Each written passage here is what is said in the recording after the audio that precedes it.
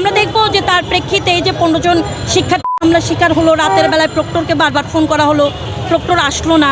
তারপর আবার সকালবেলায় কিন্তু আর্মি ভোরবেলায় এসেও কিন্তু সারাদিন আর্মি ছিল না, পুলিশ ছিল না।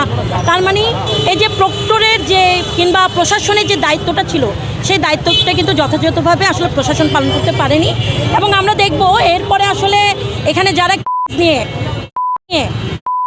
করছে তাদেরকে যে গ্রেফতার করা, বিচারের আওতায় না, সেটাও কিন্তু আমরা কোনো ধরনের ভূমিকা প্রশাসনকে নিতে দেখিনি কিংবা পুলিশকেও আমরা নিতে দেখিনি কিংবা বিশ্ববিদ্যালয় প্রশাসনকেও এটার কোনো ভূমিকা নিতে দেখিনি। এবং আমরা দেখব যে এটাকে কেন্দ্র করে সাধারণ শিক্ষার্থীরা একটা মুভমেন্ট শুরু করে এবং গত 2 দিন আগে আপনার 9 জন শিক্ষার্থী একটা অনশন নেয় যে 7 দফার দাবিতে। 7 দফার মধ্যে এই যে শিক্ষার্থীদের ট্রিটমেন্টের ব্যবস্থা করা, দাবি মানে এই যে গ্রেফতার করা, সুষ্ঠু বিচার করা, এবং ওখানে কিন্তু শিক্ষার্থীরা একটা মুক্তি আছে যে ওই যে 2 নম্বর গেট যেখানে হয়েছে শিক্ষার্থীকে কিন্তু এখন বাসা ছাড়া, তাহলে তাদেরকে কিন্তু আবাসনটা দিতে হবে। আবার তার সাথে এই যে প্রক্টরের যে ধরনের দায়িত্বহীনতার জ্ঞান তিনি দিয়েছেন, অবিলম্বে সে প্রক্টরকে পদত্যাগ করতে হবে।